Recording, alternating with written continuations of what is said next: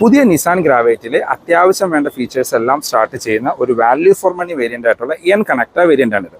ഇതിൻ്റെ ബാക്കിൽ നിന്നുള്ള ഫീച്ചേഴ്സ് നോക്കുകയാണെങ്കിൽ വൈപ്പർ സ്റ്റാർട്ട് ചെയ്യുന്ന ഒരു വേരിയൻറ്റ് ഈ എൻ കണക്റ്റ വേരിയൻ്റ് ആണ്.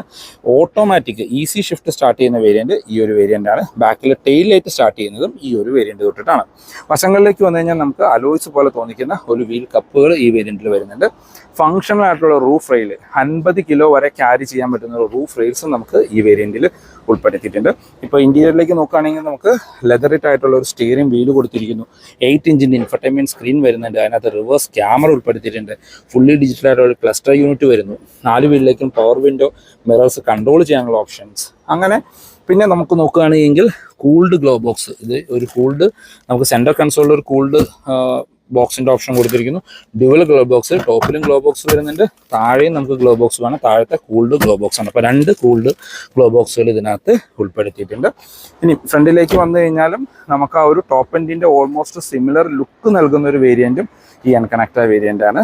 ഇതിനകത്ത് ആകെ മിസ്സിംഗ് ആയിട്ട് വരുന്നത് ഫോഗ് ലൈറ്റ് ആണ്. ആദ്യം പറഞ്ഞ പോലെ ഓട്ടോമാറ്റിക് സ്റ്റാർട്ട് ചെയ്യുന്ന വേരിയൻറ്റും ഈ എൻ കണക്റ്റ വേരിയൻ്റ് ആണ്. ഈ എൻ കണക്റ്റ വേരിയൻ്റ് ഓട്ടോമാറ്റിക്കിൻ്റെ പ്രൈസ് നോക്കുകയാണെങ്കിൽ 9,33,000 രൂപയാണ് നിങ്ങൾ ഈ കാണുന്ന എൻ കണക്റ്റ ഓട്ടോമാറ്റിക് വേരിയൻറ്റിന് ഓൺ റോഡ് പ്രൈസ് വരുന്നത്. ഇതിൻ്റെ മാനുവൽ ആണെങ്കിൽ നിങ്ങൾക്ക് 8,61,000 രൂപയ്ക്ക് ഓൺ റോഡ് ഇറക്കാനായിട്ട് പറ്റും. ഫോർ മോർ ഇൻഫോ ഞാൻ ഡിസ്ക്രിപ്ഷനിൽ നമ്പർ കൊടുക്കാം, നിങ്ങൾക്ക് അവരെ കോൺടാക്ട് ചെയ്യാം. നിസാൻ്റെ ഏത് വാഹനം ബുക്ക് ചെയ്യാനാണെങ്കിലും നിങ്ങൾക്ക് അവരെ കോൺടാക്ട് ചെയ്യാവുന്നതാണ്. താങ്ക്